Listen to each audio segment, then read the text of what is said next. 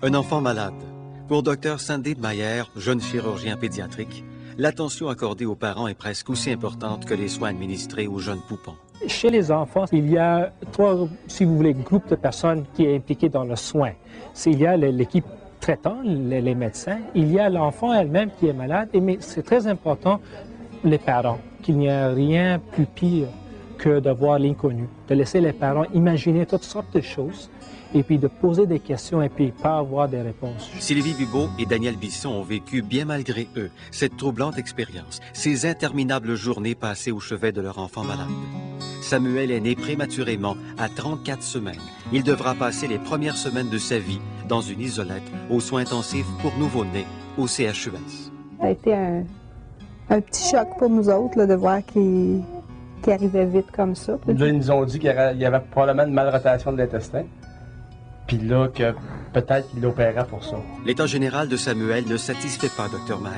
Il doit opérer Samuel afin d'établir un diagnostic précis. Heureusement, grâce à la laparoscopie, Dr Maher a pu éviter une chirurgie à Samuel. Dans ces cas-là, on a un grand risque d'avoir ce qu'on appelle un volvulus en torsion de l'intestin, qui est un problème particulier chez l'enfant à cause de ce qu'on appelle la malfixation des intestins. Et si ça arrive, ça pourrait quasiment mettre la vie de la bébé en danger. Pour un bébé qui pèse 5-6 kilos, qui a quasiment la taille de cet instrument-là, alors pour les bébés, on a eu besoin d'acheter des instruments pas mal spéciaux. Et pour pour Samuel, effectivement, ça c'est un des types des instruments qu'on avait utilisé. Si on n'était pas capable de faire la laparoscopie parce qu'on n'a pas eu d'instrumentation adéquate, à ce point-là, ça aurait pris ce qu'on appelle une laparotomie, qui est c'est une ouverture formelle du ventre, par voie abdominale. Et puis, dans le cas de Samuel, l'effet qu'on était capable de faire ça par laparoscopie, ça lui a permis de sortir le lendemain. C'est la première fois qu'on avait pratiqué une chirurgie laparoscopique à un enfant qui pesait, je pense, c'était environ 5,5 kilos. Il y a 4 mois, puis il a fait 42 jours d'hôpital depuis qu'il est né. On a l'intention de triper avec notre petit bébé. José Brousseau et Mario Jobin ont attendu la venue de Kevin pendant 15 longues années. Quel moment merveilleux ce sera pour les parents lorsque Kevin verra le jour. Le 4 février, le couple se rend au CHUS. Les médecins détectent une anomalie chez Kevin. Ses parents s'attendent au pire.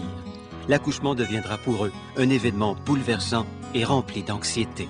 Ils m'ont passé une échographie, puis ils m'ont dit qu'il fallait que mon bébé vienne au monde. Et eux autres, ils m'ont expliqué qu'il fallait que le bébé sorte parce que j'avais plus de liquide amniotique. Mon bébé était trop petit, qu'il ne se nourrissait plus. Il était un enfant qui était né ici à 29 semaines de vie, mais il a eu un retard de croissance très important. Alors, il pesait quand il était né 750 grammes, qui est très petit pour 29 semaines, un enfant qui est 29 semaines de vie. Et l'autre chose qu'il a eu, c'était qu'il a eu une obstruction au niveau de son petit intestin. J'ai pas pu le voir, ça a été au lendemain matin. J'ai pas pu y voir les yeux, rien, parce qu'il était déjà avec une jaunisse. Ça a été au jeudi avant que je puisse dire, là, oui, c'est mon gars, tu sais. Mais j'ai trouvé ça petit. Tu sais, puis il était tout intubé, puis c'était pas évident, mettons. Parce qu'on ne savait jamais si on était pour le père ou pas non plus. Kevin a une maladie qu'on appelle la maladie Hirschsprungs. Il y a une partie de l'intestin qui n'a pas de bonnes cellules pour fonctionner normalement. Alors, effectivement, ses intestins sont bouchés. Malheureusement, pour Kevin, il n'a pas eu seulement une petite partie du côlon qui est impliquée comme d'habitude, mais tout le côlon. Que lui, il n'avait jamais fait de selle. Puis là, ben, il ballonnait. Ils ont été obligés de se faire comme genre de cheminée, faire une stomie, non permanente, par exemple, mais pour qu'il soit capable d'évacuer l'air, puis tout ses selles, puis tout. C'est des émotions qui remontent, là. C'est pas évident. Hein, mon petit loup? Ouais. À cet âge-là, c'était une chirurgie qui a pris du temps à cause de la sévérité de la maladie et puis aussi à cause du taille. Mais c'était très bien passé. Et là, au moins, il va bien.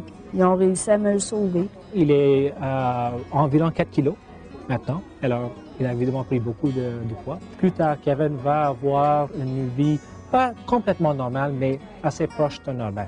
sais, il était attendu aussi, cet enfant-là, ça faisait 15 ans, là. Puis il nous arrive, puis il est déjà malade. C'est ça qui n'est pas évident là-dedans. La petite famille peut maintenant aspirer à une vie normale. La route a été longue et éprouvante, mais à compter d'aujourd'hui, la joie de vivre de Kevin envahira enfin toute la maison. Il ne peut avoir eu le docteur Meilleur dans le coin, il aurait fallu que j'aille à Montréal. Le CHES abrite la seule unité de pédiatrie et de soins intensifs pour nouveau-nés dans les cantons de l'Est. Grâce à l'apport de chacun de nous, Samuel, Kevin et leurs parents peuvent profiter pleinement de la vie.